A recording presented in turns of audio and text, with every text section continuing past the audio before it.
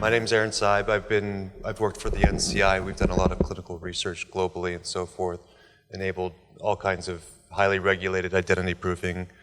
So that was my initial background. When my son was diagnosed with autism, I kind of jumped into, we need to get that data in as near real time as we can from the point of care so that we can start learning more about autism. How many folks are in the room were here yesterday, or is this the only day that you're here? Most people are here or have been here? Okay, so I won't spend a lot of time with the story. I happen to live like 10 minutes from the NIST folks, so I go down there all the time. They actually have a really cool museum if you're a total geek for like weights and measures and everything else. And the NSTIC program, when it was initiated, I got to be involved very early on and helped Jeremy Grant and his gang do some stuff. And I often got to talk to them about who's being successful and what is it going to take so that we can use this more broadly, especially with special needs families, which tend to typically be families that also benefit from the things that you're doing. Over the course of that period, I got to know Dave and many other successful folks, but Dave, being a graduate of the program, the folks from MiHIN said, hey, can you kind of make this related to healthcare? Because this, MiHIN being health related. So I said, yeah, I know Dave, I'll give him a call. I'll come up with 3 disparate use cases, all involving the same person with different requirements for level of identity, and see what Dave can produce for us. And Dave actually stood up to the challenge and said, yeah, I think I can do that. And he's going to show us. Thanks, Dave. Great, thank you so much for all the people that came before me, because I don't have to explain all the terms and standards and legal requirements and privacy issues associated with this, because that's kind of the world in which I live these days. Turns out we're actually implementing the EDRS system at the federal level in my other company, so we'll probably be talking to you at some point. So for those of us who have been here this morning, you know what identity is. It's, in our context, it's a collection of attributes, and they ultimately get tied to a credential. So you can use that as a proxy for your identity to log into services. We started out basically about 5 years ago now, where Google gave us a challenge. They gave us $500,000 and said, can you build out this protocol that just came out, OAuth with OpenID, which is now called OpenID Connect, and just implement it so that we can use this credential to log into other accounts. And so we did that, and we kind of opened it up in Washington, D.C. at a hotel, just like the Radisson downtown, and everybody got really excited and said, wow, that really works. And from there we started, because at that time nobody knew how to make money, and being a business guy and a technical guy, it's always really interesting to be involved with identity and security, but if you can figure out how to motivate an ecosystem to play where everybody wins and makes money as you go in some form or fashion, then it gets really interesting. So I asked Eric, so how do you make money? And Eric Sachs runs identity and security at Google. And he says, well, I think that a relying party will pay 50 cents to $1 per user per year to verify who they are. I said, well, that's very interesting. And he says, and then if we use OpenID Connect, that user can take that credential and open up 10 accounts, and that means you'll get $10 per user per year. And I said, well, that's really interesting. And he said, and we're going to start with 100 million users. And the light bulb went off, and I said, well, I think there's something in there. I'm not sure how it works, but we'll figure that out, right? So we started in this paradigm where people were using their credentials to create accounts. And from the days of enterprises, people would basically start out, you were an employee, so you created an account, and you got a username and password. And that's what you did because that's what they told you to do.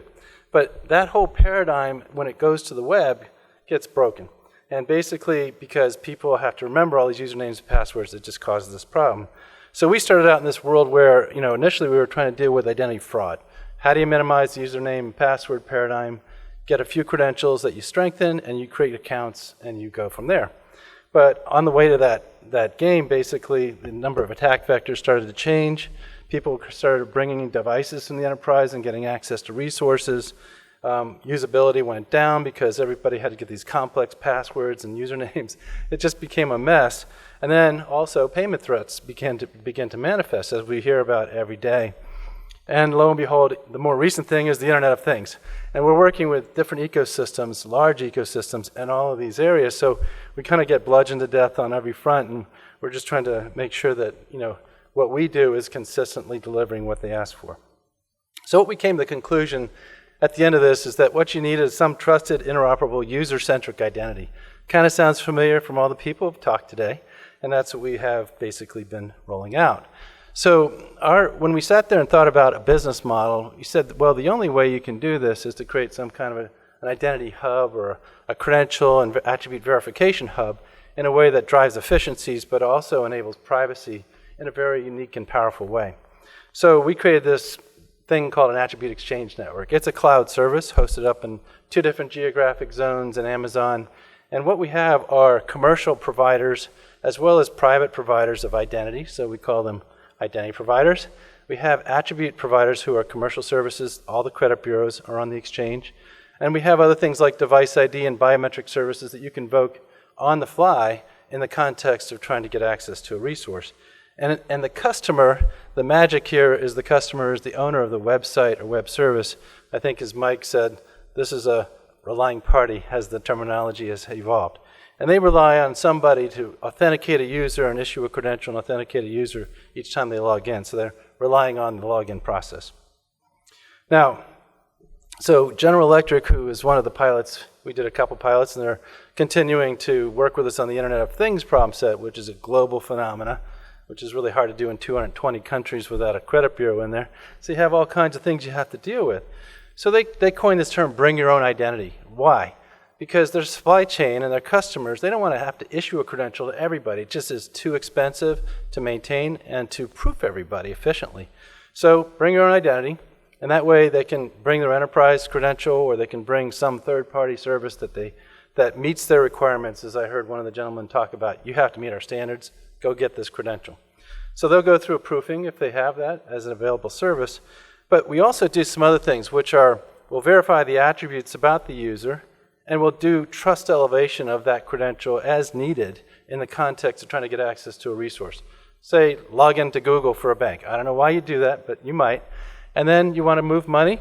You got to elevate trust, evoke a biometric, maybe device ID, a KBA, whatever is contextual relevant to the user. So they don't have to do that every time. You just do it when they're trying to do something that's sensitive, and they know that they're doing something that's sensitive.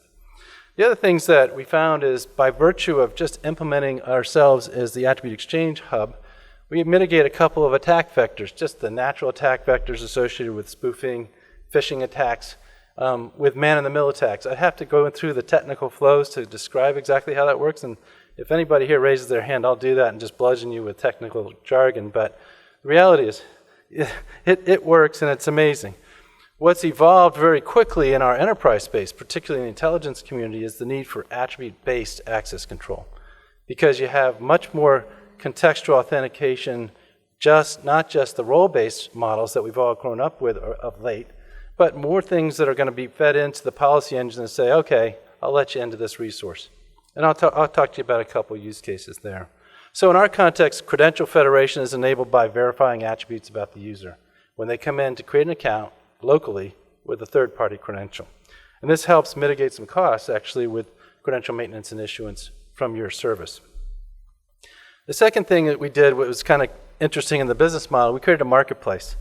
So why do we do that? Well, because we didn't want to have to set pricing for all these capabilities that existed, and also we think the competition drives best-of-breed technology, lowers costs for the ecosystem, drives adoption, all those benefits that come out of a marketplace dynamic. And by the way, a lot of these folks, like the credit bureaus, they have a direct market sales model, which means for every large account, they have a rep that sits there, and it's a very high cost of sales. So we become the enabler for getting access to the long tail of the web. For those folks that have a website or web service that really want to strengthen authentication but can't meet the minimum monthly requirements for the credit bureaus, which is high. I mean, it's about $10,000 to $20,000 a month in some cases, and sometimes you can't afford that.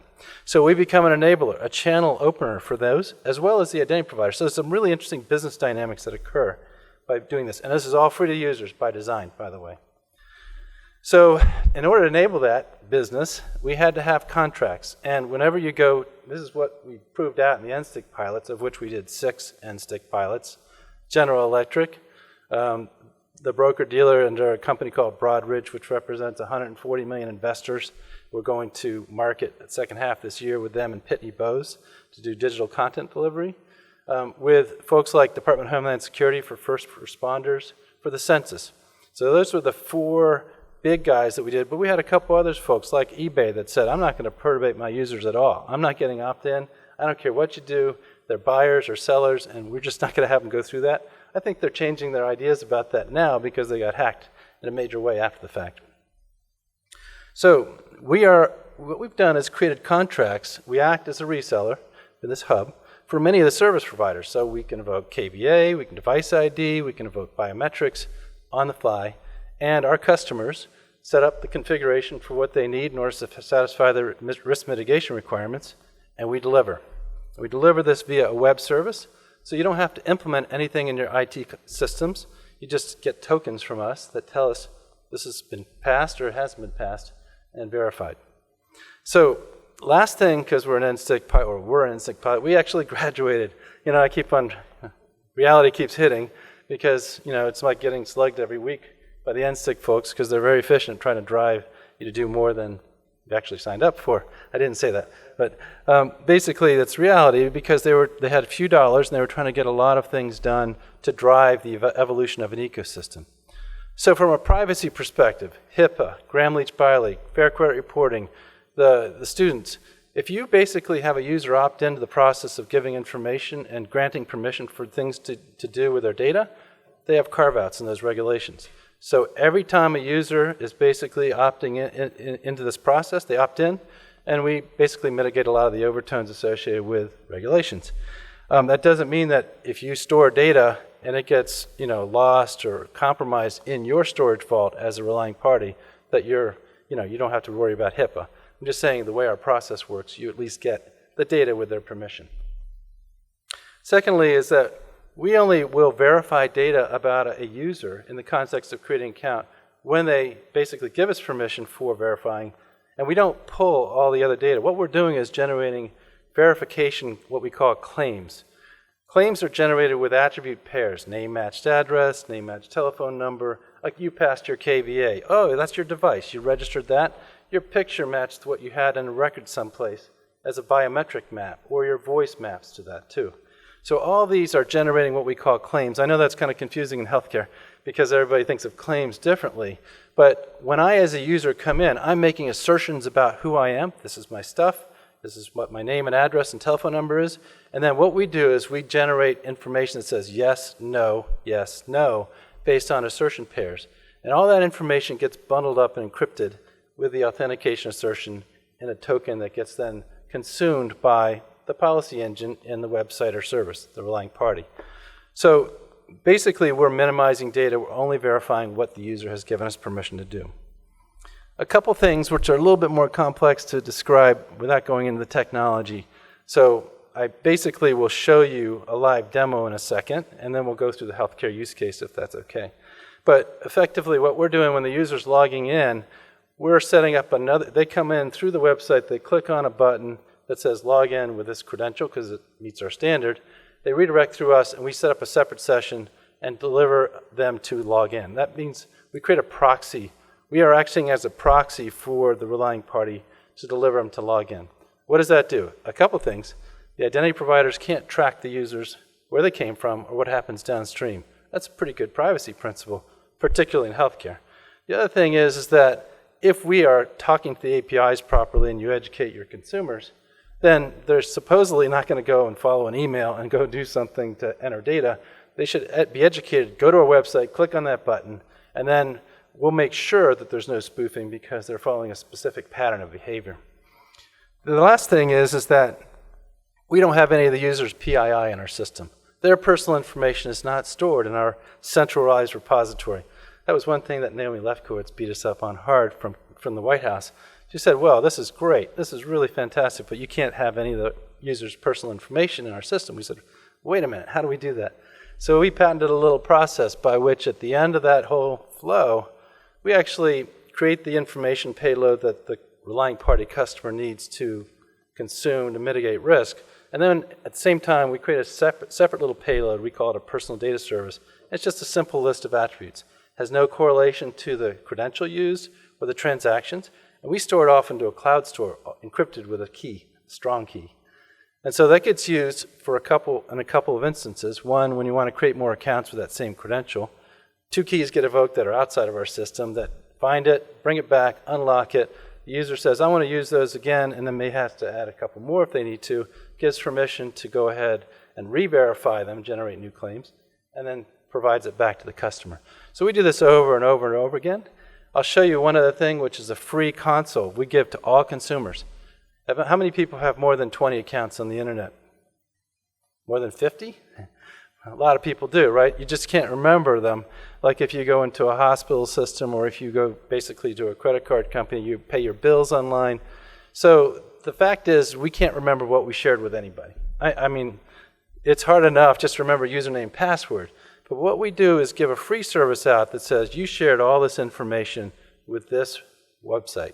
And you can stop sharing by clicking that and updating it. So I'll show you that in a second. Final thing is, about 2 years ago, we published in the Open Standards Committee. Somebody said Open Identity Exchange. OpenID is a foundation, is related to an organization called OIX. And we published a whole specification for how you implement trust frameworks with this model. Now, we didn't give them all of our intellectual property because it's an open community, but business, legal, technical, privacy, audit, certification, all those components that we're struggling with in this federation model are now published and available for communities to take those and customize to their specific set of cases. I'm going to walk you through some use cases in a minute, but specifically the healthcare one.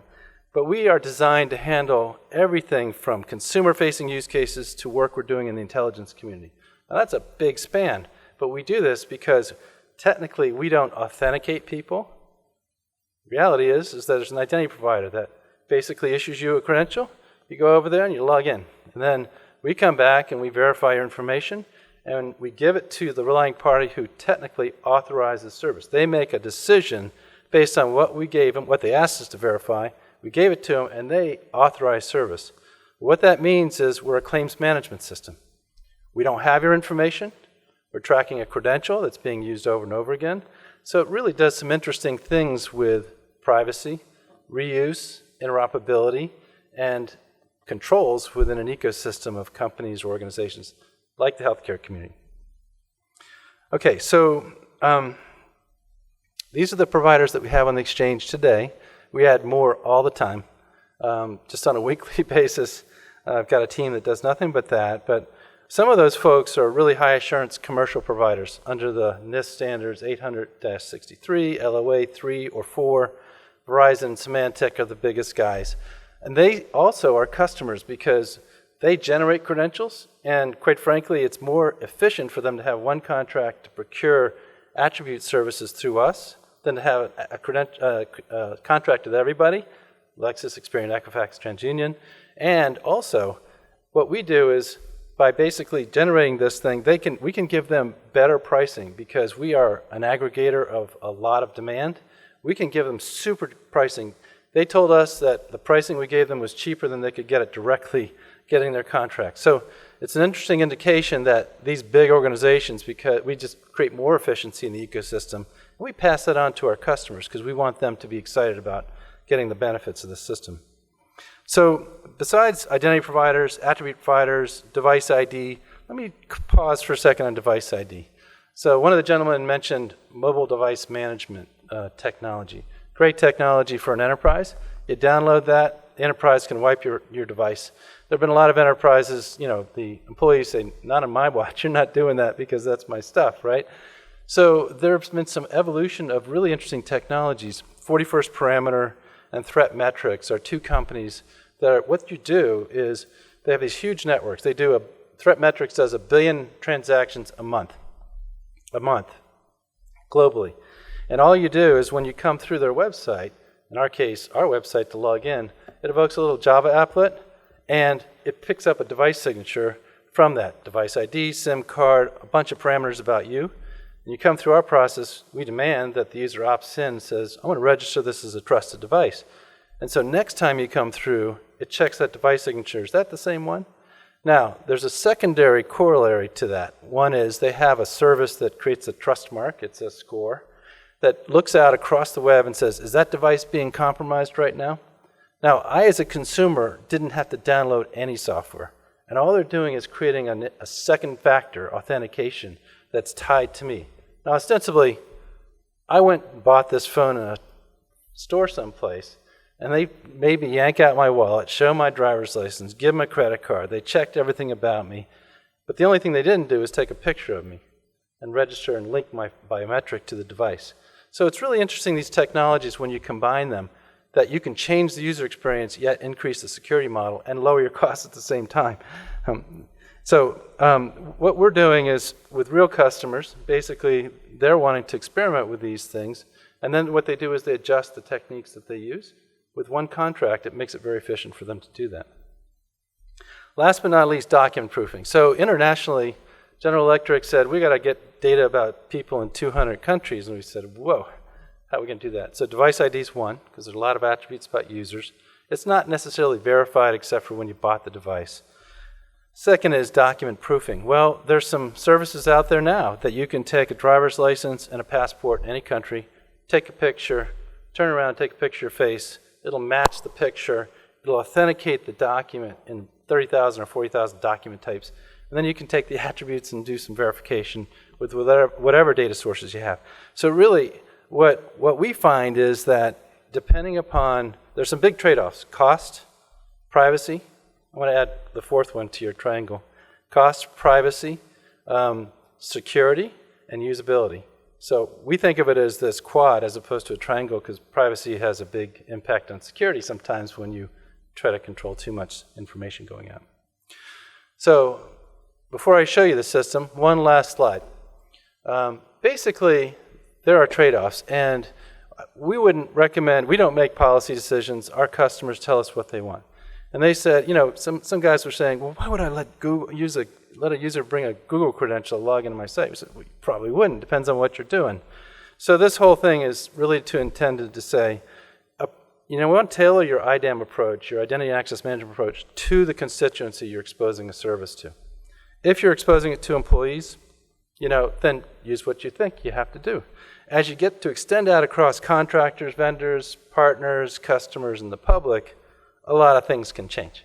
And this is an eye chart, and then just to expose to you, there's a lot going on there. You could say to the public, bring your OpenID, Google, Facebook, LinkedIn, whatever it may be that you accept, maybe multiple, and log in with that. And then when you want to move money or do something, let's step you up and go through another process, evoke a KBA or something like that. So the idea here is that the rigid walls of IDAM are beginning to crumble because the perimeter defense models are failing, and we have to get more inventive. And new technologies are available all the time, and our intent is to bring those to market to the folks that want to really do that.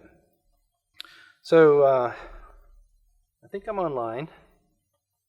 I'm going to do two things. First, I'm going to walk you through typical user experience. Do I have enough time, by the way?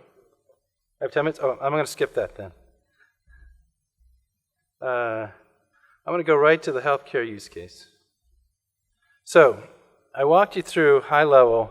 There's a registration process. User comes in, select a credential. The first time through, we're going to need to verify attributes. We call that registration, just like when you create an account online today. And what we do is, when that registration process, we're going to gather some attributes. And the look and feel of the gathering process is up to our customer. We don't even brand the whole login process. It's not our brand. It's the customer's brand. But what we do is normalize the field types and the order of which information comes in, so we can map it to the APIs and generates the claims efficiently. Because we often have customers say, well, check with Lexis, then check with Experian, maybe both at the same time. We don't care. It's really, they can do a lot of different things to mix and match. So there's a registration process, and that would include device IDs in the case, or biometrics. Then subsequently, you're just flying through the system. It's a login, and we're doing second factor. If you have a multi-factor in the login process, that's your call. And we can support anything that you want. And the benefits are significant, but this kind of just shows you that flow of that process, a series of steps. We're going to talk now about 3 use cases. And what Aaron did was said, okay, let's chain them together. I was like, oh, okay. So we're going to show federation, we're going to show multi-factor, a little biometric, everything. And so at the top on the right is our AXN process you just saw. And then we have 3 use cases. The patient navigates to a PHR site and creates an account with a PHR vendor. In this case, No More Clipboard. And there are probably a dozen of them. We're not sure how many, but there's some significant players. And then they go to a specialist, and they get some treatment, and they say, oh, I'm going to share this record with my PHR. And so that's at the bottom, with the second button there. And the third is when I'm at the PHR and I want to share my information with a research organization. So federation, in our context, is required. You have to have permissions, and you have to opt into the process. And I'll show you that. And Aaron can slap me around if I fail. So I'm going to evoke a little web service we use for rapid prototyping. When we work with clients, they say, what's this going to look and feel like so I can modify it, and change the colors, and do these things. So we just made this up. So this is my little demo for you. So I go to No More Clipboard first time because somebody in the community said, go get one of those. And maybe it was my boss, my work, or it could be the healthcare provider. So they say, you can log in with Google. I said, that's my credential. I'm going to use that one. I'm just making this up, so just don't react to the Google credential because it's red or anything like that.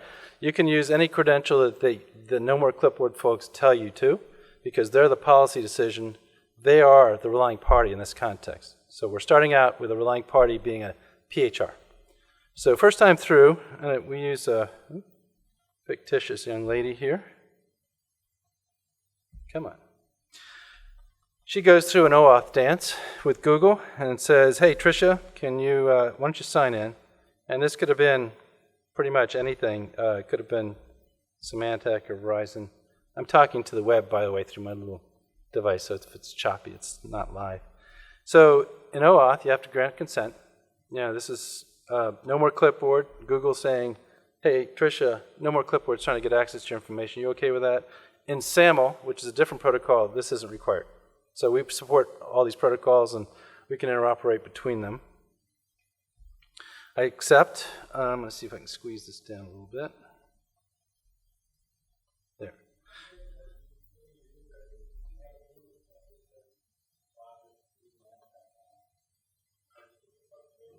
This isn't live. This is my mock-up of a flow for you.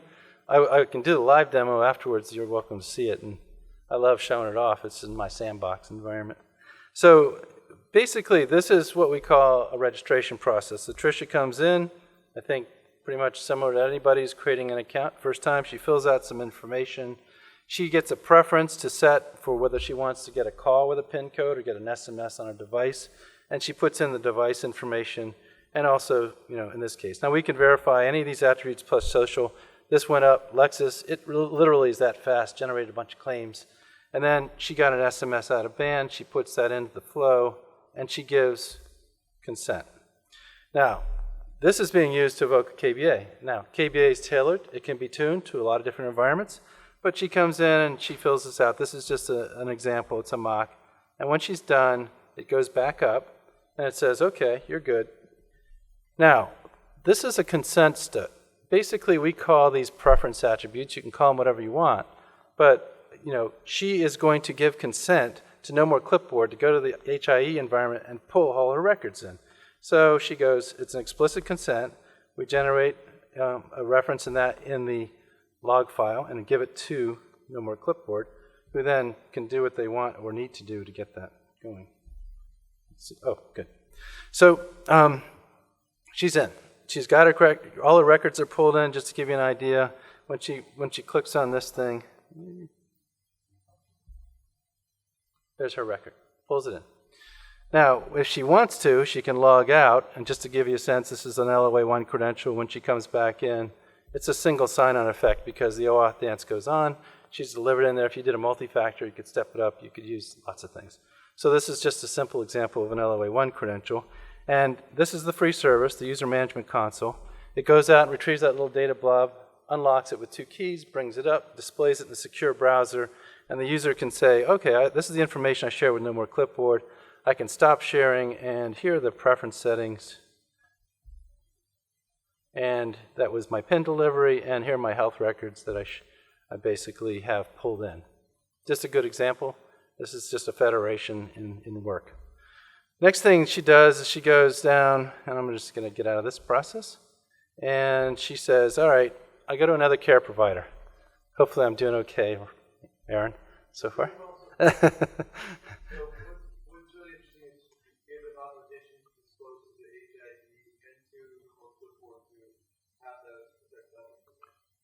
And that's a tokenized, we deliver an encrypted token to them, and they interpret it in their policy engine, and they then enact on it.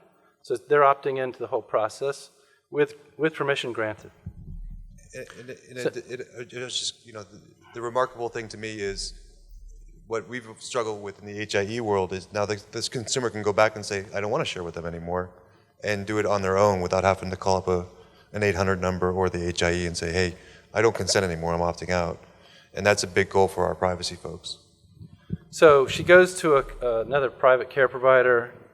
They basically say, okay, we're going to create an account for you, and then she goes and shares attributes which have already been verified. So our little personal data blob gets retrieved, and in the abstract, it'll express her attributes, and then she just goes through and says share. And what we do first is generate fresh claims. I think I've got too many things plugged in.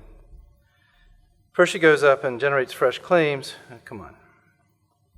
So what we took the storyboard that you guys have for a woman, 29 years old, pregnant. She's going to get some specialty care that she's been referred to. She's a Medicaid beneficiary.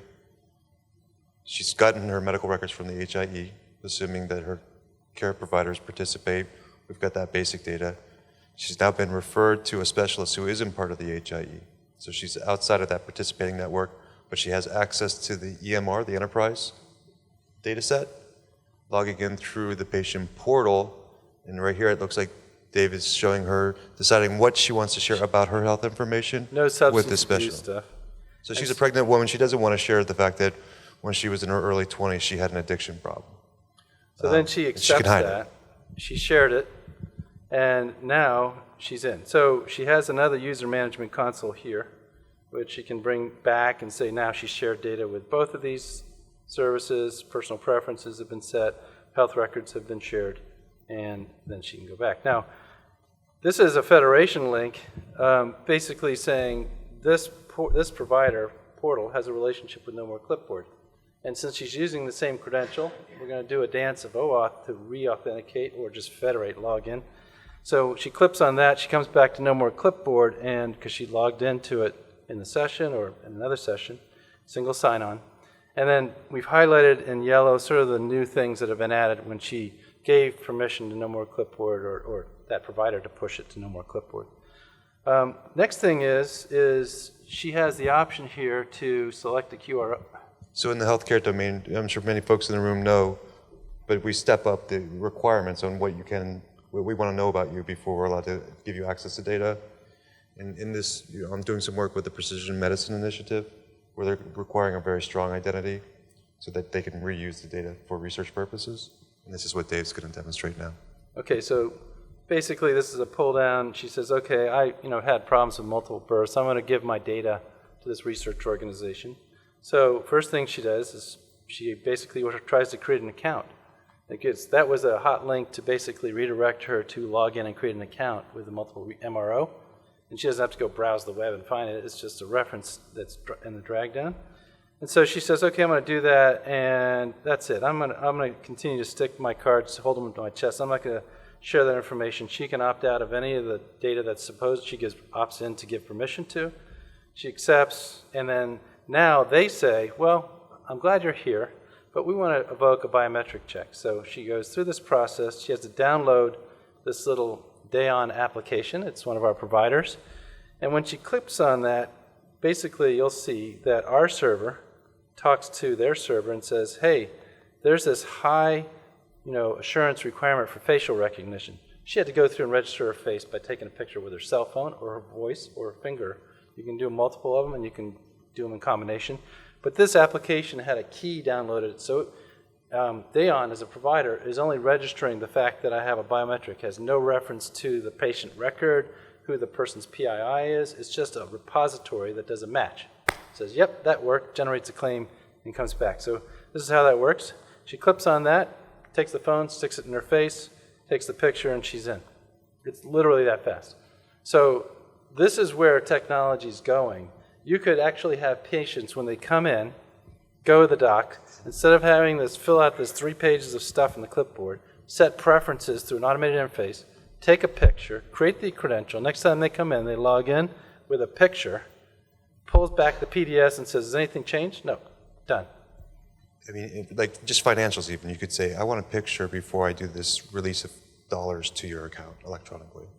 And it would be literally when they're ready to do it, but they don't get the benefit until they prove that they are a beneficiary. Any questions? I think I can give you tons of more use cases we have here. Sir. With there's a advanced medication prescription EPCS that requires multi-factor authentication with HIPAA. Is this technology or this concept going to work with that? Because typically those are biometric oriented. Yeah. Well, I mean, we have two different biometric providers. I think if it was a requirement and it could be evoked on a website, is that the request, or in person? Either way. In person, you could either do it, you could evoke it from a native application that you have on a device someplace in the office or on the patient's device, or as a web service, either way. And by the way, we changed the business model for these guys. In the past, biometric services, basically of this kind of sophistication, they charge $20 to $30 per user per year, and they'd haul a bunch of servers and stick them in your closet, and you'd have to manage all that. This is a web service call. And what we did was I convinced the CEO, I said, if you proof somebody once, and let's say it cost a couple bucks, and you capture that biometric and it's bound to a credential, you could make more money, in theory, if you charged a small fee per login for verification across 1,000 websites. And they went, sounds good to me. So we changed their whole, thought process about federation. It affected their business model. So they have two different business models. One's pure enterprise. You buy their technology. It's great technology. I mean, they've onboarded over 100 million people in India with a biometric map. TSA uses this technology to badge the guys that frisk you and put you through the things. But, this is great technology. There's other technology. What we're doing in working and exposing these folks to large populations. I mean, Pitney Bowes is going after 200 million investors with their strategy. Broadridge is 140 million. We've got 25 million people in Canada the first quarter next year. I mean, the whole student database, everybody who's been a student, the fact that you're alumni, the fact that you're actively enrolled in some educational institution, those folks have a database which is coming online. So we can use these in combination with wallet systems, really cool, things that motivate people to do stuff. The other is, databases for what they call the thin file population, those people that are poor, that don't have any credit. Well, there's a whole database associated with that we're onboarding too. So this is exciting technology. It is a technology, but it's also a marketplace. It's something that helps drive value to all of us as citizens of the United States, as business owners. It helps drive your costs down, improves your security, improves your privacy. It has all those aspects. And by the way, we didn't sit there and whiteboard this, although in the beginning Eric Saxon sat there and did a sequence diagram. But this evolved out of customers telling us what they wanted. This came from people saying, would we like to have that? Thought about it, said, okay. Mostly out of Naomi Lefkowitz, who beat us up from privacy perspective. But there's a lot of thought that's come here, and we're rolling this out with General Electric in 10 different market verticals for the Internet of Things. So there's going to be a lot of evolution in this kind of infrastructure. We're very excited about it, and thank you very much for your time today, and thanks, Aaron, for putting us through this.